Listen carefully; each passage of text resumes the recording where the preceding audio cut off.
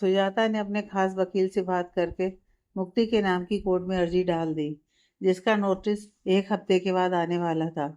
सुजाता ने यह बात मुक्ति को बताई तो वह परेशान होकर सुजाता से बोली, मौसी, जो हम कर रहे हैं इससे काम तो बनेगा ना? क्यों नहीं बनेगा? काम जरूर बनेगा। एक बार राजदीप को कोर्ट का नोटिस मिल जाए, उसके बाद वह भी कुछ नहीं कर सकता है और तुम्हारे हिस्से की प्रॉपर्टी तुम्हारे नाम करने के लिए मजबूर हो जाएगा। मौसी, मैंने ऐसा उनसे इसलिए कहा ताकि मुझे भी हवेली में वही प्यार सम्मान मिल सके जो मिताली को मिलता आया है। मुझे कोई प्रॉपर्टी या घर नहीं चाहिए। मैंने उन्हें डराने के लिए कहा बस। जानती हूँ मेरी बेटी को कभी इन सब से कोई लेना देना ही नहीं रहा है, लेकिन तुम्हारे ऐसा करने से क्या हवेली के लोगों पर कुछ असर पड़ा? नहीं ना? राजदीप ने हामी भरी। नहीं ना, लेकिन वो लोग तुम्हें हवेली से निकालने की कोई ना कोई प्लानिंग ही बना रहे होंगे, तो तुम्हें उनके लिए अपना हिस्सा छोड़ने की कोई ज़रूरत नहीं है। तुम अपना हिस्सा लोगी, आधी प्रॉपर्टी की तुम हकदार हो। कोर्ट से नोटिस आते ही देखना तुम राजदीप कैसे भागते फिरते हैं। वो सोच रहे हैं हम कुछ नहीं कर सकते, लेकिन उनको नहीं पता हम क्या क्या कर सकते हैं। मौसी, सच में इस बार हमें बहुत डर लग रहा है। मेरे होते हुए तुम्हें डरने की जरूरत नहीं है। राजदीप आपका कुछ नहीं बिगाड़ सकते जब तक हम जिंदा हैं, और हमारे होते हुए आपका बाल भी बांका नहीं होगा। यह बात याद रखना। मुक्ति रोते हुए आकर सुजाता के सीने से लगकर रोने लगी। मुक्ति, आप सच में बच्चों की तरह हर बात में रोती रहती हो। हम तो सोचते हैं मार्क्सशार्ट आपको कैसे संभालेंगे।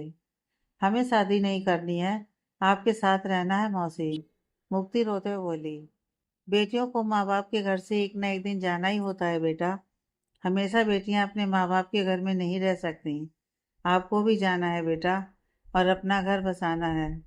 तुम्हारा भी पति होगा, बच्चे होंगे जिनके साथ तुम अपने आने वाली जिंदगी गुजारोगी। यह रीत है जो सबको निभानी है।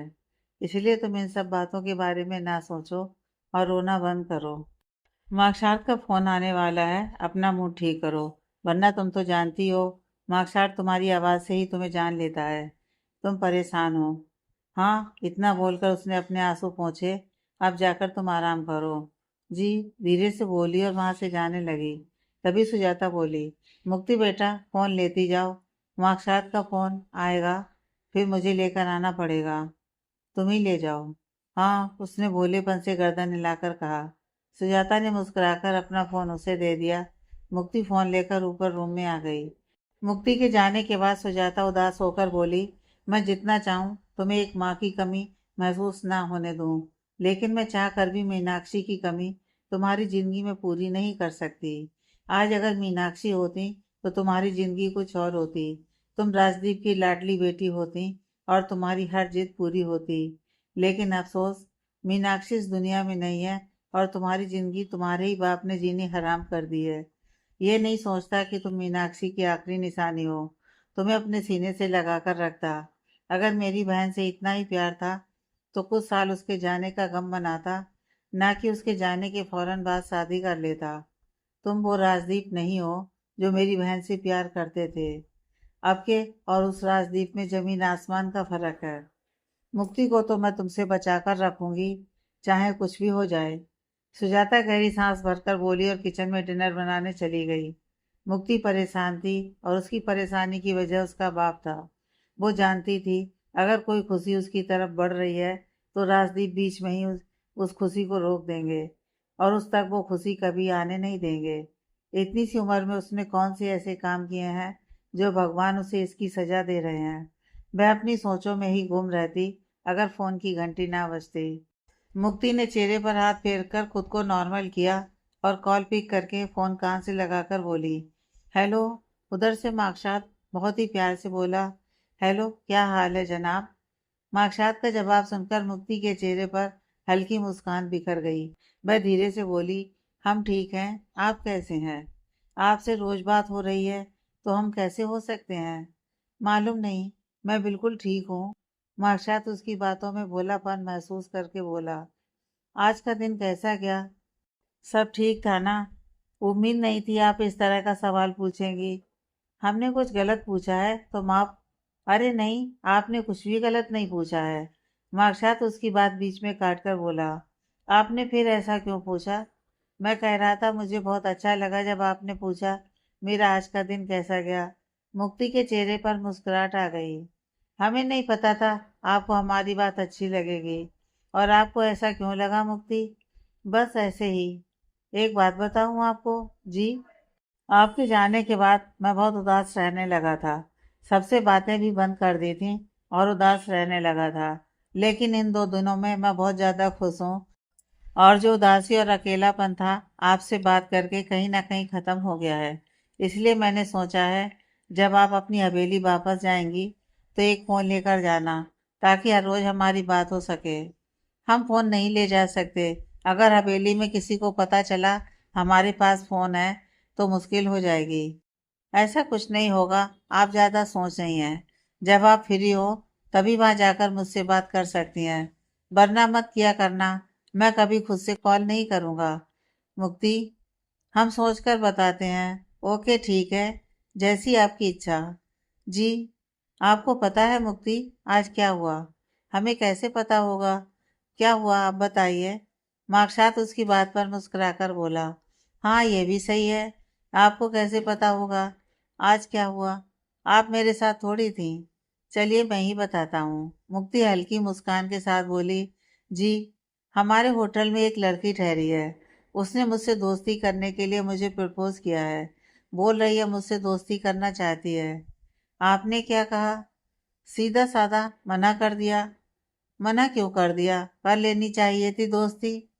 आपके होते हुए मुझे किसी की ज़रूरत नहीं है। मेरे दोस्त काफ़ी हैं मेरे लिए, और दोस्त नहीं बनाने मुझे। और आप ऐसा कैसे कह सकती हैं कि मुझे उस लड़की से दोस्ती कर लेनी चाहिए थी? सामने से किसी ने दोस्ती करने के लिए पूछा है तो मना करना ठीक नहीं होता। आपको बहुत पता है ना? नहीं, हमें नहीं पता। हमारे कोई दोस्त नहीं है। दोस्ती क्या होती है हम नहीं जानते। मुक्ति की बात सुनकर मार्कसात एक पल के लिए चुप हो गया और फिर बोला। आप मुझे अपना दोस्त बना सकती हैं। आप हमारे दोस्त बनेंगे? जी जरूर। आप अपना दोस्त बनाए तो सही। मार्कसात के इतना बोलते ही मुक्ति के चेहरे पर एक बार फिर मुस्कुराहट आ गई। हम आपको अपना दोस्त बना रहे हैं। वह इतने प्यार से बोली कि मार्कसात मुस्कुरा दिया और एक बार फिर वह मुक्ति पर अपना दिल हार गया। इधर रात गए राज की आंख प्यास की वजह से खुली। उसने उठकर टेबल पर रखा पानी का गिलास उठाया और एक सांस में सारा पानी पी गया।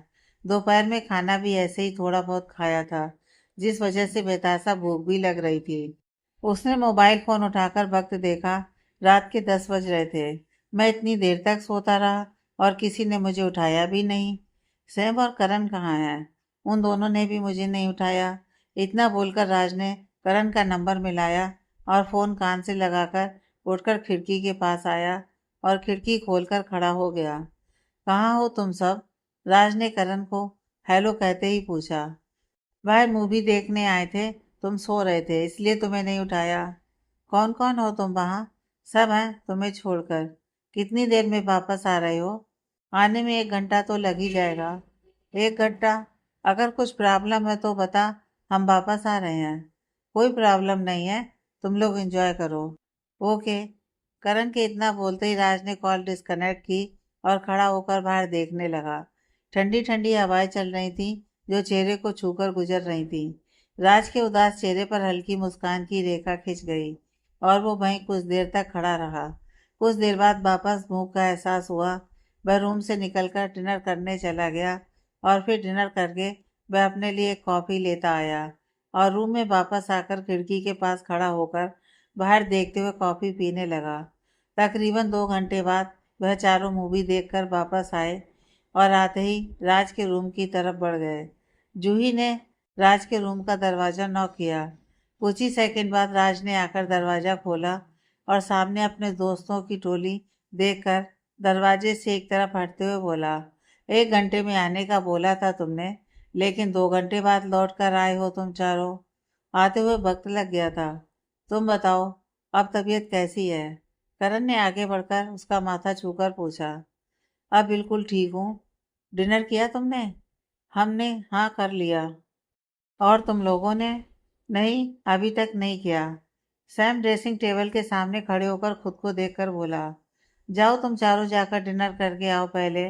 राज खामोश बैठी मिताली की तरफ देखकर बोला। उसने इशारे से जूही से पूछा, क्या हुआ है? उसने इशारे से ही बताया, नहीं पता। राज ने जूही को सैम और करण को ले जाने के लिए बोला तो वह उठकर खड़े होते हुए बोली, सैम और करण चलो, हम डिनर करके आते हैं। मिताली ने भी तो डिनर नहीं किया है। करण ने उसे देखकर कहा, मुझे भूख नहीं है। जब तक तुम डिनर करके आते हो मैं यहीं बैठी हूँ। मिताली करण की तरफ देखकर बोली, चलो चलते हैं। करण उन दोनों के साथ डिनर करने चला गया। उसने रूम से बाहर आकर जूही से पूछा, क्या हुआ है इस तूफान मेल को? आज इतनी शांत कैसे और क्यों है? पता नहीं, जूही कंधे उचकाकर बोली। तुम तो ज्यादातर उसके साथ ही रहती हो ना, फिर कैसे नहीं पता? यार तुम दोनों को क्या लगता है मैं मिताली की बॉडीगार्ड हूँ जो हर वक्त उसके पीछे रहती हूँ? मेरी भी अपनी लाइफ है। मुझे सच में नहीं पता मिताली को क्या हुआ, क्यों वह इतना परेशान है। राज मिताली के पास आकर बैठते हुए उसके चेहरे को गौर से देखकर बोला, क्या हुआ है? क्यों इतना खामोश हो? सब ठीक तो है ना? तुम ठीक हो? मिताली ने नजर उठाकर उसकी तरफ देखा और आंखों में नमी जमा हो गई। राज उसकी आंखों में नमी देख हैरान था। उसे समझ में नहीं आया कि वह क्या करे। उसने मिताली के हाथ पर अपना हाथ रखा और उसकी नमी भरी आंखों में देखकर बोला, बताओ क्या हुआ है, तुम ठीक हो? वो तुमसे कुछ पूछना था। हाँ पूछो, क्या पूछना है? क्या मैं बदसूरत दिखती हूँ? किसने कहा ये तुमसे? क्या मैं बदसूरत दिखती हूँ तुम्हें? पहले मुझे ये बताओ, किसी ने कुछ कहा है? जितना पूछा है इतना बताओ, क्या मैं बदसूरत दिखती हूँ? नहीं दिखती हो तुम बदसूरत, बल्कि बहुत खूबसूरत दिखती हो तुम। और वो कोई पागल इंसान होगा जिसने तुमसे कहा होगा तुम अच्छी नहीं दिखती। मेरी नज़रों में खुद को देखोगी तो हर एंगल से खूबसूरत दिखोगी। फिर उसने मुझे क्यों रिजेक्ट कर दिया? इतना बोलकर उसकी आंखों से आंसू झलक गए। राज उसके मुंह से किसी और का जिक्र सुनकर एक पल के लिए ब्लॉक हो गया। उसका सर घूमता सा महसूस हुआ। ऐसा लगा मिताली ने उसे किसी ऊंची जगह से धक्का दे दिया है और वो मुंह के बल जमीन पर जा गिरा। उसे समझ में नहीं आया कि मिताली ने उसके आगे ये बोला है, किसी ने उसे रिजेक्ट किया है। उसने यह कहा है उसे। क्या कहा तुमने?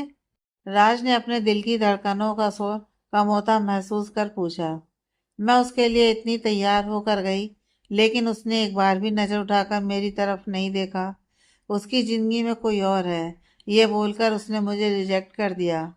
मैंने उससे दोस्ती करने के लिए भी कहा, लेकिन उसने दोस्ती करने से भी मना कर दिया। क्या मैं इतनी बुरी दिखती हूँ राज? बताओ मुझे। मिताली रोते हुए उसका हाथ अपने हाथ में लेकर बोली। कौन था वो, बताओ मुझे। इतना बोलकर राज ने उसकी आंखों में आए आंसू पोंछते हुए पूछा। मुझे बहुत पसंद है वो, मैं उसे पाना चाहती हूँ। प्लीज तुम उससे बात करो ना। राज, एक बार तुम उससे जाकर बात करो ना, मिताली रिक्वेस्ट करते हुए बोली। सबसे पहली बात तुम चुप हो जाओ, उसके बाद बात करते हैं। राज उसके चेहरे पर आए बालों को पीछे करते हुए बोला। कुछ देर बाद मिताली जैसे ही चुप होकर बैठ गई, राज उसका हाथ अपने हाथ में लेकर बोला, मेरी आंखों में देखो मिताली। मिताली ने नजर उठाकर उसकी आंखों में जैसे ही देखा, राज उसकी नजरों से अपनी नजरें मिलाकर बोला, वो जो भी कोई था, एक अच्छा इंसान था। तुम कैसे कह सकते हो कि वो एक अच्छा इंसान था? वो पहले से किसी और से प्यार करता है, और उसने ये बात सबसे पहले तुम्हें इसलिए बताई क्योंकि वो जिसके साथ है एकदम लॉयल है। उसकी फीलिंग सच्ची है। वो अपने प्यार को धोखा नहीं देना चाहता। वो चाहता था तो तुम्हारे साथ भी रिश्ता रखने के लिए तैयार हो सकता था और तुम्हें धोखे में रखकर तुम्हारे साथ रहता, लेकिन उसने ऐसा नहीं किया और तुम्हें बता दिया जो कुछ है उसकी लाइफ में। अगर वो लड़की मेरे से पहले उसकी ज़िंदगी में आई है तो इसमें मेरी क्या गलती राज? मुझे वो देखते ही पसंद आ गया था। जो जिसकी किस्मत में होता है वो उसे ही मिलता है। तुम उसके पीछे भागना बंद करो और अपने आसपास नजरें दौड़ाकर देखो। कोई तो ऐसा होगा जो तुम्हारा मुंतजिर होगा, जो तुम्हें चाहता होगा, तुम्हें सबसे ज्यादा प्यार करता होगा। मिताली इस वक्त मार्कशात के इनकार करने से इतने गम में थी, उसे यह बात बिल्कुल भी समझ में नहीं आई। आखिर राज कह क्या रहा है और राज की बात का आखिर मतलब क्या है? मैं अपने गम में निडाल बैठी थी और राज तो पहले ही अपने टूटे दिल को संभालने की कोशिश में बैठा था। मुझे वो शख्स चाहिए अपनी जिंदगी में, हर हाल में मुझे वो चाहिए। उसकी अटेंशन, उसका प्यार सब चाहिए मुझे। वह गुस्से और जिद्दीपन में बोली, पागल हो गई हो? क्या बोल रही हो? होश में आओ। राज उसे कंधे से पकड़कर हिलाते हुए बोला, हाँ मैं पागल हो गई हूँ। मुझे वही शख्स चाहिए। मिताली खोए हुए लहजे में बोली, तुम इतनी बेवकूफ़ लड़की निकलोगी, मुझे बिल्कुल भी अंदाजा नहीं था। इतनी बेवकूफ़ी वाली बातें करोगी, ये नहीं सोचा था। तुम अपनी ज़िंदगी खराब करने पर क्यों तुली हो? मुझे क्या करना है और क्या नहीं, ये तुम्हें मुझे बताने की ज़रूरत नहीं है। जो मुझे ठीक लगेगा, मैं वो करूँगी। और तुम्हें मेरा बाप बनने की ज़रूरत नहीं है। मिताली, होश में आओ। पागलों जैसी बातें मत करो। क्या सब बोल रही हो? समझ भी आता है तुम्हें या नहीं? पागलपन की भी हद होती है। होश में आओ पागल लड़की। मिताली राज के हाथ अपने कंधे से हटाकर गुस्से में बोली, मेरे मामलों से तुम दूर रहना। मैं तुम्हें कुछ भी गलत नहीं करने दूंगा। ये बात तुम दिमाग में बैठा लो। राज खड़ा होकर बोला, अपने काम से काम रखो। वह खासे गुस्से में बोली, यह भी मेरा ही काम है। मैं तुम्हें कुछ गलत नहीं करने दूंगा, ये बात याद रखना। राज, तुम अपनी हद में रहो, वरना अच्छा नहीं होगा।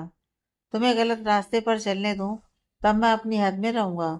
मैं भी देखता हूँ कैसे तुम अपनी सारी हदें पार करती हो। डरती नहीं हूँ तुमसे, समझे तुम? वह गुस्से में बिफर कर बोली, आज से पहले कभी भी तुम्हें डराने की कोशिश नहीं की है, लेकिन अब लगता है तुम्हें डराना भी जरूरी है। तुम, वह उंगली दिखाकर बोली, और फिर चुप होकर राज को गुस्से में घूर कर वहां से चली गई। राज ने अपने बालों में हाथ फेरा और टेबल पर जोर से लात मारी और कुछ देर गुस्से में इधर उधर रूम में ही टहलने लगा। मिताली गुस्से में अपने रूम में आई और टेबल पर रखा सारा सामान हाथ मारकर नीचे गिरा दिया, जिससे टेबल पर रखा कांच का बॉक्स नीचे गिरकर टूट गया और रूम में कांच बिखर गया। मिताली कांच के ऊपर से चलते हुए बेड के पास आई और पैर लटकाकर बेड पर बैठकर सिसकने लगी। किसी ने उसे रिजेक्ट किया है, ये बात उसके लिए बर्दाश्त करनी मुश्किल हो रही थी। उसका बस नहीं चल रहा था किसी इंसान का खून कर देती। मार्कसात ने उसकी जो इंसल्ट की थी, वह शाम से किसी तरह बर्दाश्त किए हुए थी, लेकिन अब जब बर्दाश्त करना मुश्किल हो गया और अंदर घुटन बढ़ने लगी, तब कहीं जाकर उसकी आंखों से सीने में उठता दर्द बाहर आ रहा था। मिताली ऐसे ही बैठी बहुत देर तक रोती रही, तब तक रोती रही जब तक उसकी आंखें सूज न गईं और वह थक नहीं गई। रोते रोते वह बेड पर आड़ी तिरछी होकर वहीं लेट गई और कुछ देर बाद वह रोते रोते ही सो गई। राज गुस्से में अभी भी रूम में चक्कर काट रहा था। जूही उसके रूम में आई और उसे परेशान देख बोली, क्या हुआ? इतना परेशान क्यों हो? और मिताली कहाँ गई? अपने रूम में गई है, वह बेरुखी से बोला। क्या हुआ? फिर से तुम दोनों का झगड़ा हुआ है? जिस दिन झगड़ा ना हो, ऐसा कोई दिन नहीं गुजरता हमारा। मिताली पागल है, उसकी अकल घुटनों में है। क्या हुआ? कुछ नहीं यार, इस बार जो करने का सोच रही है वो गलत है। अब वो छोटी नहीं रही, बड़ी हो गई है। ऐसी ऐसी जिद करती है जो पूरी हो ही नहीं सकती। ये बात तो मैं भी हमेशा उसे कहती और समझाती हूँ। अपने चक्कर में वो क्या करती है, मिताली खुद भी नहीं जानती, और फिर उसके साथ हम सबको पिसना पड़ता है। अकल नहीं है उस लड़की में। राज गुस्से से बोला, क्या कर रही है मिताली, बताओ मुझे भी। कोई उसको पसंद आ गया है क्या? उसने हैरानी से बोला। यस, कोई मैडम को पसंद आ गया है और उसके लिए आंसू बहा रही थी। राज फीकेपन से मुस्कुराकर बोला, कौन पसंद आ गया है और क्यों आंसू बहा रही थी? जूही ने नासमझी से पूछा। जो कोई भी पसंद आया है वो किसी और से प्यार करता है, और उसने मिताली से मिलकर ये बात कही है, जिसके लिए आंसू बहा रही थी। मिताली का दिमाग खराब हो गया है क्या, जो बेवकूफ़ों वाली हरकत कर रही है? उसे समझ भी आ रहा है कि वो क्या करने जा रही है। मैं उसे यही समझा समझा कर थक गया हूँ, लेकिन उसे वही लड़का चाहिए। वो कोई गुड्डा नहीं है जो लाकर दिया जाएगा। एक जीता जागता इंसान जो कहीं और पहले से ही कमेंटेड है। इस लड़की को कितना ही समझा लो, लेकिन नहीं समझती। इस बार मुझे मिताली को अपने तरीके से ही समझाना होगा। हाँ, तो मिताली से बात करके समझाने की कोशिश करो। रोज रोज के इन झगड़ों से तंग आ चुका हूँ। मैंने सोच लिया है, यहाँ से जाने के बाद मैं मिताली से कभी नहीं मिलूंगा। वो अपने रास्ते और मैं अपने रास्ते। लेकिन तुम तो मिताली से प्यार करते हो ना, उससे दूर होकर जी पाओगे? प्यार करने वाले हमेशा साथ रहें ये तो जरूरी नहीं है। और प्यार पास होकर ही रहे तो होता है। दूर रहकर भी हम सामने वाले इंसान को चाह सकते हैं, उससे प्यार कर सकते हैं। मेरा प्यार ऐसा ही है। मिताली कभी मेरे साथ ना रहे, मुझे उससे दिक्कत नहीं है। उसकी अपनी लाइफ है, वो कैसे भी जिए, किसी के साथ भी जिए। मैं उससे प्यार करता हूँ, ये मेरे जज्बात हैं जो हमेशा उसके लिए रहने वाले हैं। मैं उसे कितना चाहता हूँ ये मैं ही जानता हूँ, और मुझे उससे बदले में प्यार नहीं चाहिए। मैं मिताली से प्यार करता हूँ, मेरे लिए यही काफ़ी है। सारी ज़िंदगी उसकी यादों के सहारे भी मैं बहुत आराम से रह सकता हूँ। इसलिए मैंने सोच लिया है, मिताली जिसके साथ भी रहे मुझे फ़र्क नहीं पड़ने वाला। मैं यहाँ से जाने के बाद उसे हमेशा हमेशा के लिए दूरी बना लूँगा। राज की बात सुनकर जूही इमोशनल हो गई। वह अपनी आंखें साफ करके बोली, मैं भगवान से यही प्रार्थना करूँगी कि मिताली को भगवान हमेशा हमेशा के लिए तुम्हारी किस्मत में लिख दे, और कुछ ऐसा चमत्कार हो जाए मिताली के पास तुमसे शादी करने के अलावा कोई और ऑप्शन ही ना रहे। जो होगा देखा जाएगा। लेकिन अब मैं खुद से मिताली को कभी भी नहीं बताऊंगा कि मैं उससे प्यार करता हूँ। एक बार तुम्हें कोशिश करके देखनी चाहिए। क्या पता मिताली तुम्हारे प्यार को एक्सेप्ट कर ले। और गारंटी क्या है वो मुझे जलील नहीं करेगी? यार तुम अभी से हार मान रहे हो। एक बार कोशिश करने में कुछ नहीं जाता। मुझे लगता है मिताली तुम्हारे इजहार करने के बाद तुम्हें इनकार नहीं करेगी। राज हंसकर बोला, और मुझे लगता है वो मेरा मजाक उड़ाएगी। उस लड़की को मैं बहुत अच्छे से जानता हूँ। मैं उससे बात करूँ? नहीं, तुम उससे मेरे बारे में कोई बात नहीं करोगी। तुम ऐसे तड़पते कब तक रहोगे? जब तक तड़पना किस्मत में लिखा है, और भगवान चाहते हैं मैं तड़पूं। बस कर पगले, इतनी सैंड बातें करके रुलाएगा क्या? जूही एक बार फिर अपनी आंखों से बहते आंसू साफ करके बोली। राज ने जूही के सर पर प्यार से हाथ फेरा और मुस्कुराकर बोला, तुम मेरी छोटी बहन की तरह हो। हाँ जानती हूँ, और तुम मेरे बड़े भाई जैसे हो, इसलिए तो हर रक्षाबंधन पर आपको राखी बांधती हूँ। तुम बहुत समझदार हो जूही, बस आपको लगती हूँ। खैर बहुत रात हो गई है, मैं बहुत थक गई हूँ, अब सोने जा रही हूँ। आप भी सो जाइए, और ज़्यादा मिताली के बारे में मत सोचना, आराम से सोना। मैं नहीं सोचता ज़्यादा मिताली के बारे में। अब तुम जाओ, मुझे भी नींद आ रही है। गुड नाइट राज भैया। ओनली राज ही बुलाओ। ओके राज, गुड नाइट, राज मुस्कुराकर बोला। तो जूही भी मुस्कुराकर चली गई। उसके जाने के बाद राज के चेहरे से मुस्कान गायब हो गई, और चेहरे पर उदासी उभर आई। वह वहीं सोफे पर गिरने वाले अंदाज में बैठ गया, और मिताली की कई बातों के बारे में सोचने लगा। जब मिताली ने उसके सामने किसी और का जिक्र किया तो राज को कितना दर्द हुआ, यह उसके सिवा कोई नहीं जानता था। इस वक्त राज किस सिचुएशन से गुजर रहा है यह मिताली भी नहीं समझ सकती। सुबह का उजाला चारों ओर फैल चुका था। राज अपनी आदत अनुसार सुबह ही तैयार हो चुका था। उसने अपना वॉलेट उठाकर पॉकेट में डाला और साथ ही फोन उठाकर वक्त देखा। सुबह के 10 बजने वाले थे। राज ने हाथ में फोन लिया और रूम से निकलकर बाहर आया। उसके रूम के बराबर साइड में सैम का रूम था, उसके बाद करण, फिर जूही, और सबसे लास्ट मिताली का रूम था। राज मिताली के रूम के सामने आया। उसने गहरी सांस भरी और मिताली के रूम का दरवाजा नॉक किया। रात उसने मिताली को बहुत कुछ बोल दिया था, अब वह उसे सॉरी बोलने आया था। उसकी बातों से वह हर्ट हुई थी, और आज ये जानता था। राज ने एक बार फिर दरवाजा नॉक किया, और दरवाजा खुलने का इंतजार करने लगा। कुछ ही देर बाद दरवाजा खुला, और मिताली दरवाजे से लगकर बोली, बोलो क्या है? सुबह सुबह क्यों परेशान कर रहे हो? रात परेशान करके मन नहीं भरा? मिताली, वो मैं तुमसे, कोई ज़रूरत नहीं है सॉरी कहने की। मुझे तुम्हारी बातों का बिल्कुल भी बुरा नहीं लगा है। अब तुम जाओ, मुझे तैयार होना है। 2 मिनट बात कर सकते हैं? डैड की कॉल आ रही है, और माँ भी साथ में बात कर रही हैं। अभी बिजी हूँ, इतना बोलकर वह दरवाजा बंद करने लगी। तभी वापस रुककर बोली, तुम लोगों को जहाँ भी घूमने जाना है जा सकते हो, मेरा इंतजार मत करना। आज मैं कहीं बाहर नहीं जाना चाहती, अपने रूम में रहना चाहती हूँ, इसलिए तुम लोग मुझे डिस्टर्ब मत करना।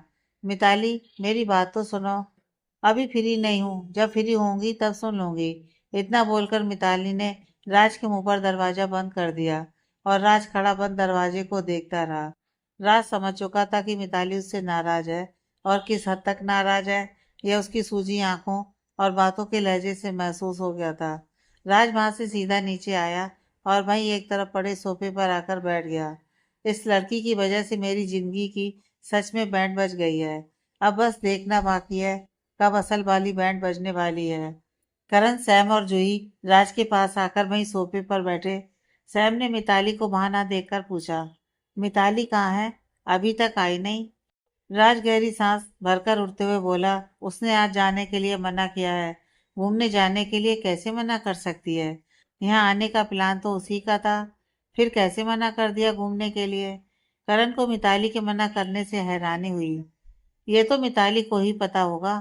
चलो हम लोग चलते हैं। ऐसे कैसे उसने मना कर दिया? मैं उसे लेकर आता हूँ। इतना बोलकर करण मिताली को बुलाने चला गया। जूही ने राज की तरफ देखा और उसके सामने पड़े सोफे पर आकर बैठते हुए बोली, क्या कहा मिताली ने? मन नहीं है मैडम का कहीं भी बाहर जाने का। मैं फीकेपन से मुस्कुराकर बोला, तुम दोनों बैठो, मैं भी जाकर देखता हूँ। सैम भी मिताली को बुलाने चला गया। कुछ बात हुई तुम्हारी उससे? उसने कुछ भी कहने का मौका ही नहीं दिया। मैं कुछ बोलता उससे पहले उसने दरवाजा बंद कर दिया। रात तुमने डांटा इस वजह से तुमसे नाराज है, और बाहर भी इसीलिए नहीं जा रही है।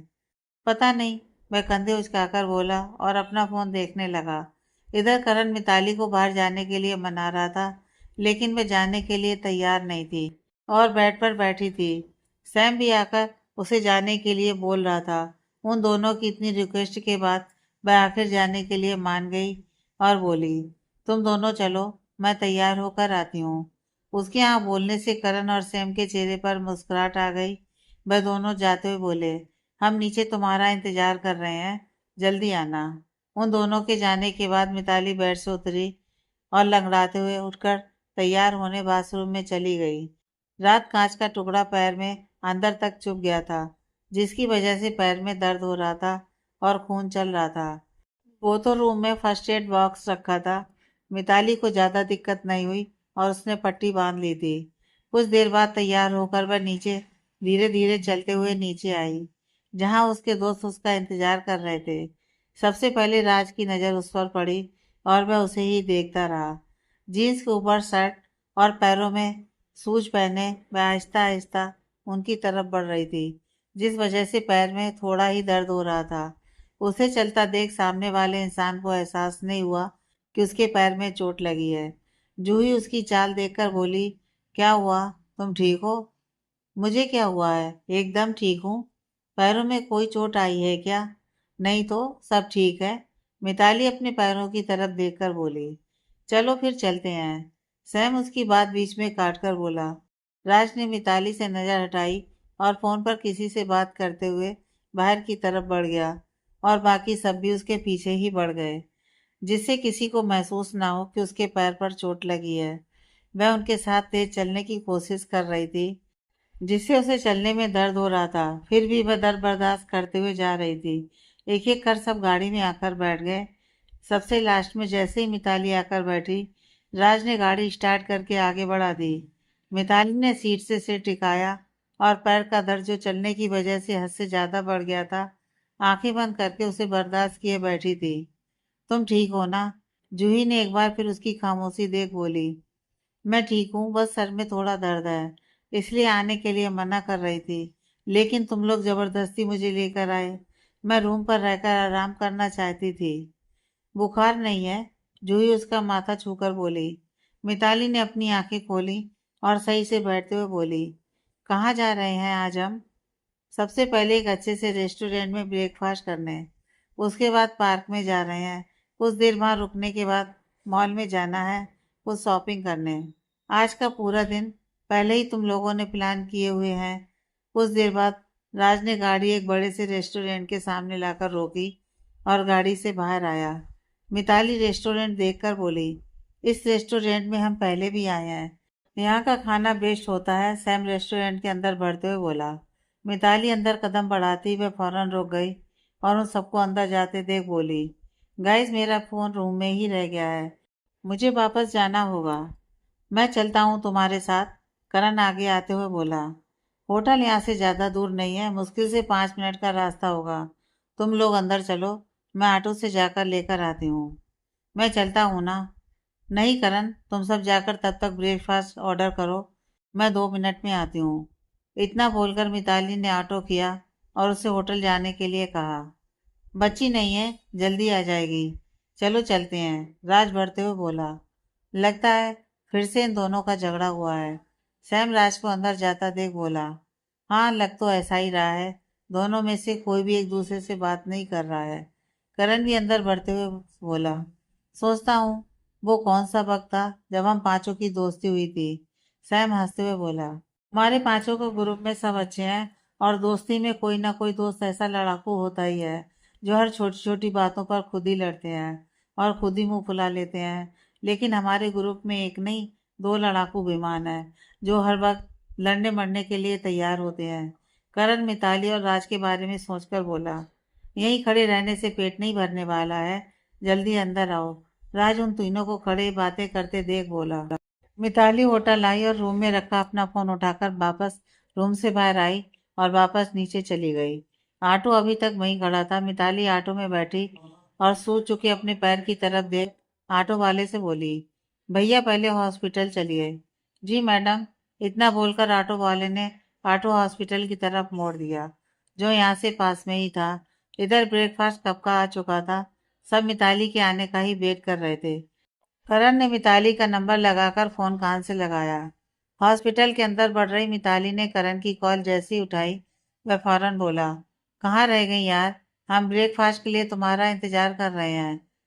तुम लोग ब्रेकफास्ट करना शुरू करो, मैं बस पहुंच ही रही हूँ। ओके, जल्दी आ। ओके। मिताली के इतना बोलते ही करण ने फोन टेबल पर रखा और अपनी प्लेट में नाश्ता निकालते हुए बोला। उसने कहा है हम लोग ब्रेकफास्ट करना शुरू करें, वह बस कुछ ही देर में पहुंच रही है। वैसे भी मिताली के इंतजार में नाश्ता ठंडा हो चुका है। जूही भी अपनी प्लेट लगाते हुए बोली। सैम और राज भी अपनी प्लेट लगाकर नाश्ता करने लगे। 11 बज चुके थे और अभी तक नाश्ते के नाम पर किसी ने कुछ नहीं खाया था। इधर हॉस्पिटल में डॉक्टर ने मिताली के सूजे पैर की तरफ देखा और पट्टी खोलते हुए बोला। पैर में गहरी चोट है और खून भी ज्यादा बह चुका है। जब तक पैर का जख्म ठीक नहीं हो जाता, आप ज्यादा चले फिरे ना, यही बेहतर है, वरना दिक्कत हो जाएगी। जी डॉक्टर, वह दुखते पांव के साथ बोली। डॉक्टर पैर पर पट्टी करते हुए बोले। 1 हफ्ते तक रोज पट्टी बदलवाने आनी होगी। मैं कुछ दवाइयाँ भी लिख देता हूँ जो सुबह शाम लेनी है। ओके डॉक्टर, मिताली अपने पैर की तरफ देख बोली, जिस पर अब पट्टी हो चुकी थी। डॉक्टर से दवाई लिखवाने के बाद वह धीरे धीरे चलते हुए बाहर स्टोर से दवाई लेने आई और फिर ऑटो में बैठकर वहां से वापस होटल की तरफ बढ़ गई। उसकी वजह से उसके दोस्त घूमने का प्लान फेल करे मिताली नहीं चाहती थी, और कोई उसकी वजह से परेशान हो इसलिए वह वापस चली गई। नाश्ता करने के बाद राज ने सबका बिल पे किया और रेस्टोरेंट से बाहर आया, जहां करण मिताली का नंबर लगा रहा था। तुम लोग उसके लिए इतना परेशान मत हो, जब उसे आना होगा आ जाएगी। चलो चलते हैं पार्क में। राज गाड़ी में आकर बैठते हुए बोला।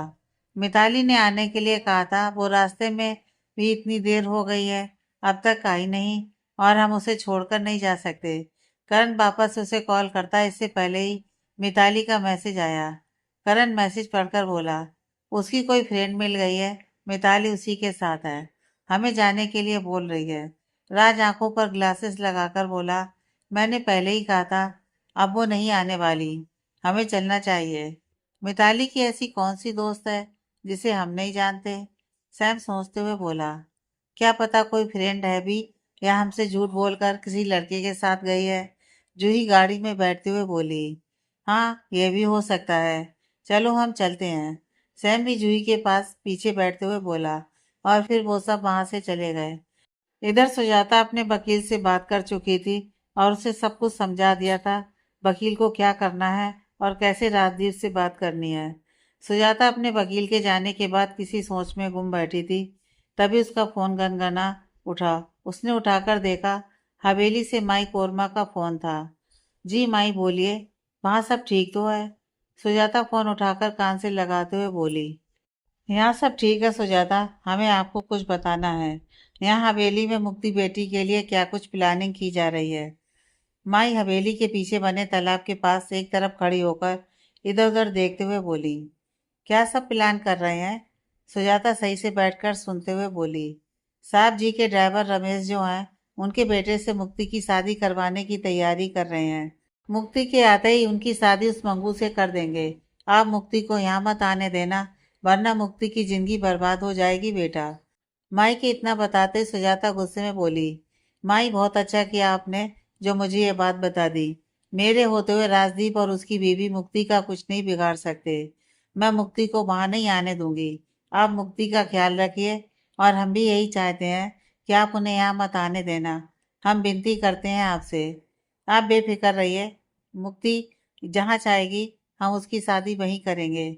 हवेली में जो कुछ भी चल रहा है आप मुझे खबर करती रहिएगा। ठीक है सुजाता, अब हम फोन रखते हैं। कहीं किसी ने हमें आपसे बात करते हुए देख लिया तो बहुत बड़ी गड़बड़ हो जाएगी। ठीक है, आप भी ख्याल रखिए अपना। जी। इतना बोलकर माई कोरमा ने कॉल काटकर फोन अपनी साड़ी के पल्लू में छिपा लिया और वहां से इधर उधर देखते हुए चली गई। राजदीप, तुम इतना गिर जाओगे हमने ये नहीं सोचा था। अपनी बेटी की शादी तुम एक नौकर के बेटे से कराने का सोच रहे हो। इतने घटिया इंसान हो तुम। सुजाता गुस्से में बोली और राजदीप का नंबर लगाने लगी, लेकिन तभी उसके हाथ रुक गए और उसने फोन वापस रख दिया। तुम मुक्ति की शादी एक नौकर से करने जा रहे हो ताकि उसके हिस्से की प्रॉपर्टी तुम उसे ना दे सको और सारी जिंदगी तुम उन्हें अपना गुलाम बनाकर रख सको। मैं ऐसा कभी नहीं होने दूंगी। उसके लिए चाहे मुझे तुम्हें बिना बताए ही मुक्ति और मार्कशार्ट की शादी क्यों ना करनी पड़े, लेकिन मैं तुम्हारे मंसूबे कभी कामयाब नहीं होने दूंगी। तुम्हारी प्लानिंग पर पानी फेरने का वक्त नज़दीक आ गया है। तुम और लक्ष्मी आने वाली जिंदगी में बहुत पछताने वाले हो। मिताली अपने कमरे में बैठी लक्ष्मी से बात कर रही थी। लक्ष्मी उसके पैर की चोट देखकर चिंता में बोली, देखकर नहीं चल सकती थी? ऐसे कैसे कांच चुभ गया पैर में? माँ, थोड़ी सी चोट है, आपको इतना परेशान होने की जरूरत नहीं है। ऐसे कैसे परेशान ना हूँ? तू वहाँ चोट लगवाए बैठी है और मैं यहाँ परेशान ना हूँ? ऐसा कैसे हो सकता है? आप इतनी छोटी सी बात का इतना बड़ा इशू मत बनाइए। एक दो दिन में ठीक हो जाएगी। तुम्हारे बाकी के दोस्त कहाँ हैं? वो सब घूमने गए हैं और तुम यहाँ बैठी हो। तुम्हें साथ लेकर नहीं जा सकते थे, या फिर तुम्हारे साथ नहीं रुक सकते थे? लक्ष्मी बेटी की चोट देखकर भावुक होकर बोली। ओ माँ, क्या हो गया है आपको? मैं उनके साथ ही जाने वाली थी। चोट की वजह से रूम पर ही रुक गई हूँ, और वैसे भी मेरी चोट के बारे में किसी को भी नहीं पता है। राज को भी नहीं पता। वो तो हर वक्त साय की तरह तुम्हारे साथ रहता है ना। रहता तो है, लेकिन उसका और मेरा झगड़ा हो गया है। तुमने फिर से राज से लड़ाई की? तो माँ क्या करती? वो हर बात में रोक टोक करता है, मुझे लेक्चर देता है, यहाँ मत जाओ वहाँ मत जाओ, ये मत करो वो मत करो। मुझे इरिटेशन होती है जब वो पास होता है तो। तुम पागल हो। एक तो वो बच्चा तुम्हारा ध्यान रखता है और ऊपर से तुम उसके साथ लड़ाई करती रहती हो। माँ, मैं आपको बता दूं, वो कोई बच्चा नहीं है। हट्टा कट्टा 25 साल का एक नौजवान लड़का है। अच्छा छोड़िए सब बातें। एक गुड न्यूज़ सुनानी है तुम्हें। कैसी गुड न्यूज़? मुक्ति का रिश्ता तय कर दिया है हमने। मुक्ति का रिश्ता तय कर दिया है? किसने? उसने हैरानी से पूछा। और कौन करेगा? मैंने और तेरे डैड ने किया है। आपने और डैड ने? हाँ। कौन लड़का है? कहाँ रहता है और क्या करता है? तुम्हारे डैड का ड्राइवर रमेश है ना, उसका बेटा है मांगू। मेहनत मजदूरी करता है। क्या? मिताली ने हैरानी से चौंक कर पूछा। इतना चौंक क्यों रही हो? एक न एक दिन उस लड़की की शादी होनी है, और लड़का भी अच्छा खासा है। दोनों की जोड़ी अच्छी बनेगी। माँ, आप लोग ये सब क्या कर रहे हैं? रमेश अंकल के बेटे से मुक्ति की शादी करने की आप सोच भी कैसे सकते हैं? मुक्ति और उसका कोई जोड़ नहीं है। अगर उसकी शादी करनी है तो किसी अच्छे घर परिवार और अच्छे लड़के से करिए। उस मंगू से आप मुक्ति की शादी नहीं कर सकती। तुम्हें कुछ नहीं पता है, इसलिए खामोश रहो। हमें जो सही लगता है हम वो करेंगे। तुम इसमें ना ही पढ़ो तो बेहतर है। आप ठीक नहीं कर रही हैं माँ। इस बारे में मैं डैड से बात करूंगी। आप मुक्ति की शादी ऐसे ही किसी से नहीं कर सकती। जब तक तुम वहां से आओगी तब तक मुक्ति की शादी भी हो चुकी होगी। इसलिए तुम इससे दूर रहो। हमें जो सही लगेगा हम वो करेंगे। ठीक है, करिए आप जो भी करना चाहती हैं। I don't care. इतना बोलकर मिताली ने गुस्से में कॉल डिस्कनेक्ट करके फोन टेबल पर पटक दिया और मुक्ति के बारे में सोचते हुए बोली, माँ और डैड तुम्हारे साथ सही नहीं कर रहे हैं।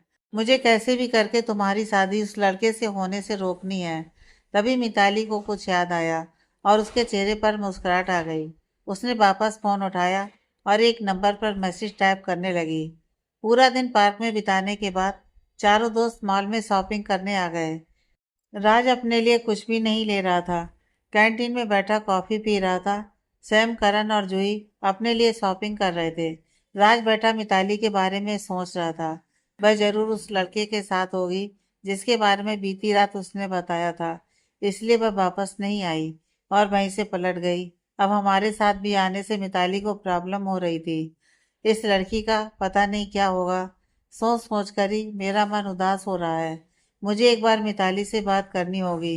और फिर रात गए सब दोस्त वापस होटल आए और अपने अपने रूम में चले गए। राज ने फ्रेश होकर मिताली का नंबर लगाया और रूम से बाहर निकलकर फोन कान से लगाकर मिताली के रूम के बाहर आकर खड़ा हो गया। रिंग जा रही थी लेकिन वह फोन नहीं उठा रही थी। राज ने दरवाजे पर कान लगाकर सुना। अंदर से रिंग की हल्की हल्की आवाज सुनाई दे रही थी। इसका मतलब मिताली अंदर ही है। वह धीरे से बोला और वापस फोन करने लगा, लेकिन इस बार भी उसने कॉल नहीं उठाई। राज ने दरवाजे पर हाथ मारा। 2-3 बार दरवाजा बजने के बाद दरवाजा खुलने की आवाज आई और फिर दरवाजा खुला। वह दरवाजा पकड़े नींद भरी आंखों को खोलने की कोशिश करते हुए खड़ी थी। तुम सो रही थी? हाँ, वह धीरे से बोली। ठीक है, सो जाओ, फिर तुमसे बाद में बात करते हैं। ओके, वह नींद से भरी आवाज में बोली और दरवाजा बंद करने लगी। लेकिन वह दरवाजा बंद करती, राज ने दरवाजे पर हाथ रखा। मिताली ने चौंक कर उसे देखा तो वह बोला, कब से सो रही थी? दोपहर से। उसके इतना बोलते ही राज अंदर बढ़ने लगा, लेकिन मिताली दरवाजे पर ही खड़ी रही और उसे अंदर आता देख बोली, अभी मुझे नींद आ रही है, कल बात करते हैं। दोपहर से सो रही हो और सोना है, थोड़ी देर बाद सो जाना। वह मिताली को दरवाजे से हटाते हुए अंदर बढ़ते हुए बोला और एक नज़र पूरे रूम पर डाली। टेबल पर खाने के बर्तन रखे थे और वहीं पास ही दवाई भी रखी थी।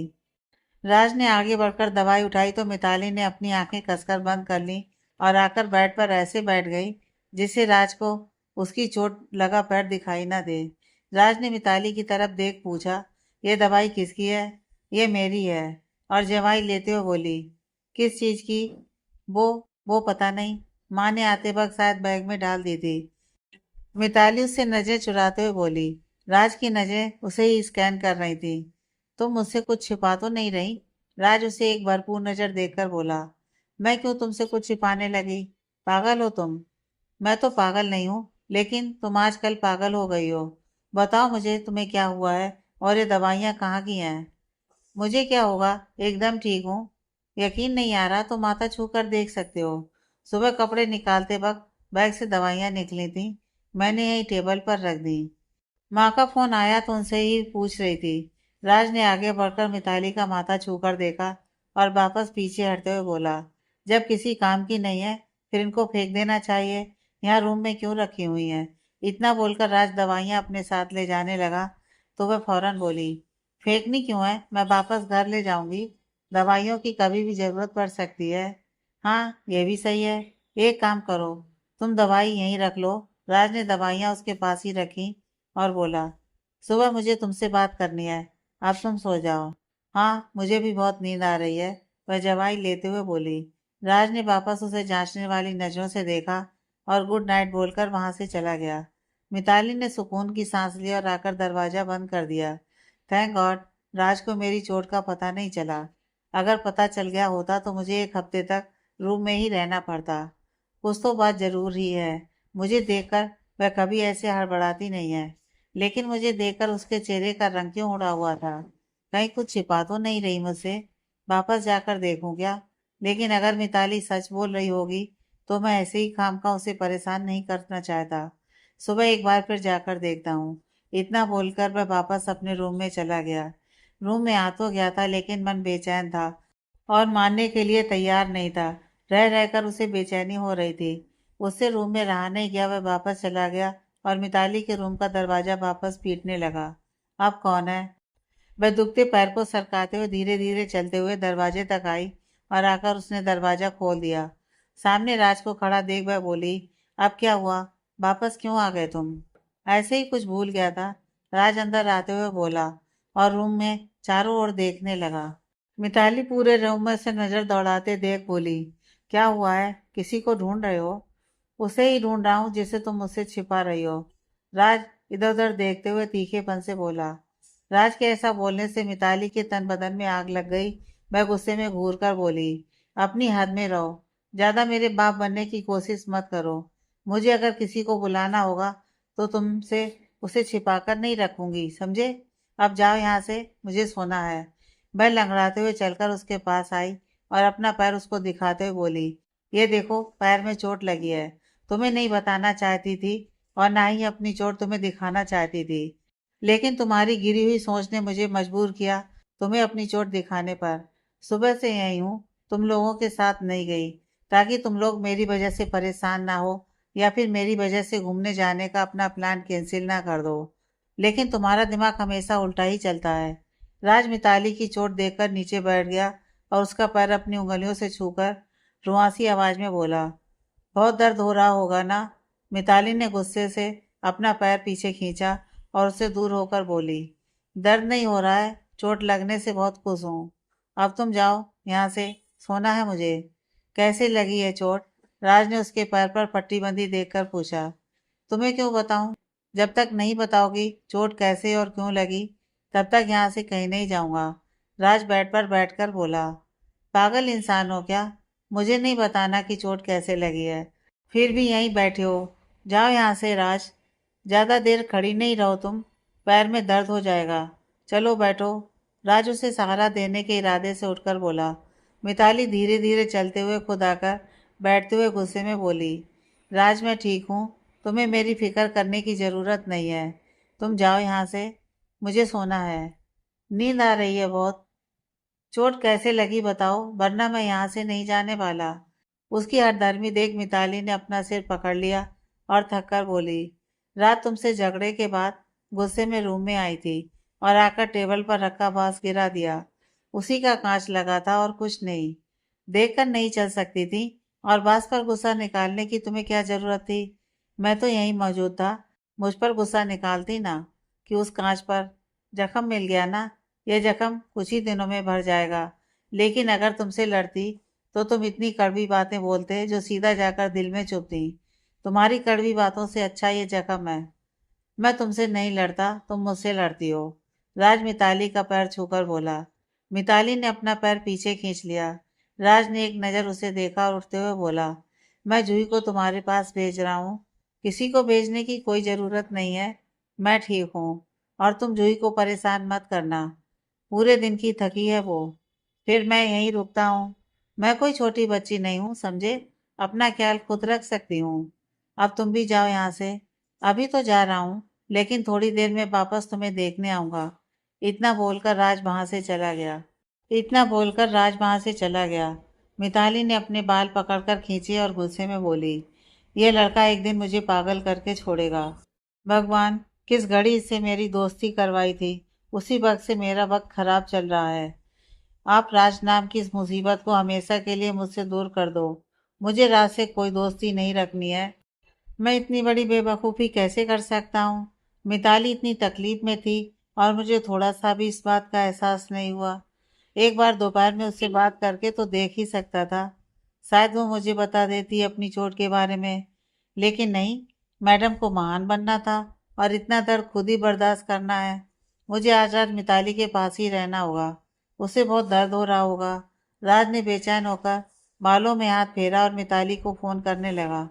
इधर मिताली उकताकर फ़ोन कान से लगाकर बोली, बोलो अब क्या है? मैं आज रात तुम्हारे रूम में रहकर तुम्हारा ख्याल रखना चाहता हूँ। लिसन, मैं अपना ख्याल खुद रख सकती हूँ, तुम्हें मेरा ख्याल रखने की ज़रूरत नहीं है। बहुत रात हो गई है, तुम भी आराम से सो जाओ और मुझे भी सोने दो। तुम्हें जो भी बात करनी है कल करते हैं, लेकिन प्लीज़ अब मुझे सोने दो। यूं बार बार दरवाजे पर मत आकर खड़े रहो। मुझे तुम्हारी चिंता हो रही है मिताली। ओह प्लीज़, ये ड्रामा बंद करो। तुम्हें ये सब ड्रामा लगता है? हाँ लगता है। बोलो क्या करोगे? राज अपनी आंखें बंद करके गहरी सांस भरकर बोला, तुम्हें ड्रामा लगता है तो लगे, इसमें मैं कुछ नहीं कर सकता, लेकिन मुझे तुम्हारी चिंता है। सुबह बात करते हैं। Good night. इतना बोलकर राज ने कॉल डिस्कनेक्ट की और फोन बेड पर एक तरफ फेंक दिया और सोने के लिए लेट गया। राज जानता था कि मिताली से बात करने के चक्कर में पूरी रात गुजर जाएगी, लेकिन वह उसे अपने रूम में नहीं आने देगी। इसलिए उसे अपने रूम में सोना ही बेहतर लगा और दुखते सर के साथ राज सोने के लिए लेट गया। सुजाता मिताली के नंबर से आए मैसेज देखकर पढ़ने लगी। उसके चेहरे पर मुस्कुराहट आ गई। मिताली ने यह मैसेज मुक्ति के लिए किया था। इस मैसेज को देखकर सुजाता को एहसास हुआ, कहीं ना कहीं मिताली को भी मुक्ति की फिक्र है। इसलिए उसने सुजाता को इन्फॉर्म किया है वो मुक्ति को कुछ दिन हवेली ना भेजे और उसे अपने पास रखें। लक्ष्मी और राजदीप मुक्ति के लिए क्या सोचे बैठे हैं, मिताली ने सब कुछ मैसेज में लिख दिया। सुजाता ने यह बात मुक्ति को नहीं बताई। अगर बता दी होती तो वह बहुत ज़्यादा परेशान हो जाती और रोती। उसे अपने तरीके से ही यह सब हैंडल करना होगा, बिना मुक्ति को बताए। कल वह वकील के साथ हवेली जाएगी और वहीं जाकर लक्ष्मी और राजदीप से बात करेगी। आखिर वो लोग चाहते क्या हैं, क्यों मुक्ति के पीछे हाथ धोकर पड़े हैं। और फिर कल का दिन भी आ गया जब सुजाता अपने वकील के साथ हवेली में मौजूद थी और उनके सामने राजदीप और लक्ष्मी बैठे थे। वकील राजदीप के सामने पेपर बढ़ाकर बोले, यह रहा कोर्ट से आपके लिए नोटिस। एक बार अच्छे से पढ़ और समझ लें, उसके बाद ही कोई फैसला करिए। लक्ष्मी राजदीप की तरफ देख बोली, क्या लिखा है इसमें? मुझे देखने तो दो, क्या लिखा है इस नोटिस में। राजदीप हाथ में लिया नोटिस पढ़ने लगे। उनके चेहरे के बनते भाव देख सुजाता के चेहरे पर हल्की मुस्कान उभर आई। राजदीप नोटिस टेबल पर पटक कर बोले, ये सब क्या है सुजाता? लगता है आपने पढ़ा नहीं ढंग से। चाहती क्या हो तुम ये सब करके? तुम चाहती हो ये सब करके तुम उस लड़की को प्रॉपर्टी का आधा हिस्सा दिलवा दोगी? यस, जितना हिस्सा मुक्ति का है वो उसे मिलना चाहिए, आधा हो या फिर आधे से ज्यादा। ये कभी नहीं हो सकता। जैसी तुम्हारी मर्जी, लेकिन याद रखना राजदीप, उसके बाद तुम्हें कोर्ट में जाकर बात करनी होगी। मैं उस लड़की को अपनी प्रॉपर्टी में से एक फूटी कौड़ी भी देने के लिए तैयार नहीं हूँ। और तुम बोल रही हो कि अपनी आधी प्रॉपर्टी उसके नाम कर दूं? सवाल ही पैदा नहीं होता। मुक्ति के हिस्से की प्रॉपर्टी तो तुम्हें उसके नाम करनी होगी। तुम खुद नहीं दोगे तो कोर्ट दिलवाएगा, लेकिन मुक्ति का हिस्सा उसे मिलकर रहेगा। चलो वकील साहब, सुजाता उठते हुए बोली। आप चलिए, मैं अभी आती हूँ। सुजाता वकील को जाने का बोलकर खुद वापस बैठ गई। लक्ष्मी और राजदीप उसे देखकर समझने की कोशिश कर रहे थे, यह सुजाता आखिर बोलना क्या चाहती है। बिना टाइम वेस्ट किए मुद्दे की बात करती हूँ। तुम लोग मुक्ति के खिलाफ क्या प्लानिंग कर रहे हो? हम कुछ भी तो नहीं, लक्ष्मी डरते हुए बोली। अगर कुछ नहीं कर रहे हो तो तुम्हारे चेहरे का रंग क्यों उड़ा है? तुम हमें गलत समझ रही हो सुजाता। एक बात तुम दोनों कान खोल कर सुन लो। ये जो तुम लोग मुक्ति की शादी करने के बारे में सोच रहे हो ना, ड्राइवर के बेटे से, मुक्ति की शादी उससे हो या ना हो, लेकिन मैं मिताली की शादी जरूर उस लड़के से करवा दूंगी। ये बात दोनों याद रखना। सोच रहे हो मुक्ति का हिस्सा ऐसे ही हड़प जाओगे? यह भूल है तुम्हारी। जो मुक्ति का है वो उसे मिलकर रहेगा। तुम दोनों कितनी कोशिश कर लो। चलती हूँ अब। तुम लोगों से अब जल्द मुलाकात होगी कोर्ट में। इतना बोलकर सुजाता जाने लगी, लेकिन फिर से वापस पलटकर लक्ष्मी की तरफ देखकर बोली, तुम्हारा दिमाग कुछ ज्यादा ही चलने लगा है। अगर और चलाने की कोशिश की तो याद रखना, तुम्हारा कच्चा चिट्ठा मेरे पास है, सब खोल कर रख दूंगी। इतना बोलकर सुजाता ने एक जलती सी नजर दोनों पर डाली और आंखों पर ग्लासेस लगाकर वहां से चली गई। लक्ष्मी के चेहरे की हवाइयां उड़ते देख राजदीप ने उसके कंधे पर हाथ रखकर पूछा, सुजाता क्या कह रही थी? किस कच्चे चिट्टे की बात कर रही थी? मुझे नहीं पता वो क्या कहकर गई है, वह नजरें चुराकर बोली। राजदीप लक्ष्मी को सकबरी नजरों से देखने लगे तो वह उनकी तरफ देखकर बोली, क्या ऐसे क्यों देख रहे हैं? कुछ नहीं। राजदीप को सोचते हुए खामोश होकर बैठ गए और टेबल पर पड़ा कोर्ट का नोटिस वापस देखने लगे। लक्ष्मी हड़बड़ाकर वहां से उठकर अपने कमरे में चली गई और इधर उधर चक्कर काटने लगी। सुजाता किस कच्चे चिट्टे की बात कर रही थी? कैसा कच्चा चिट्टा है उसके पास मेरे खिलाफ? कहीं उसे मेरे बीते कल के बारे में पता तो नहीं चल गया? लेकिन मैंने तो आज तक अपने कल के बारे में किसी को बताना तो जरूरी भनक तक भी नहीं होने दी। फिर सुजाता को कैसे पता चला? नहीं, कुछ और बात होगी। जो मैं सोच रही हूँ वो नहीं, कोई और बात होगी।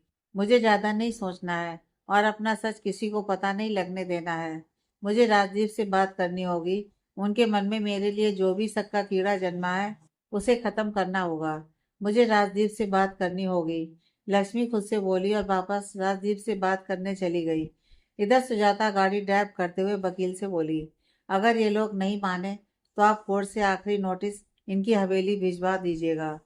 अब हम नहीं, कोर्ट खुद इनसे सवाल करेगा। आप बेफिक्र रहिए, जैसा आप सोच रही हैं वही होगा।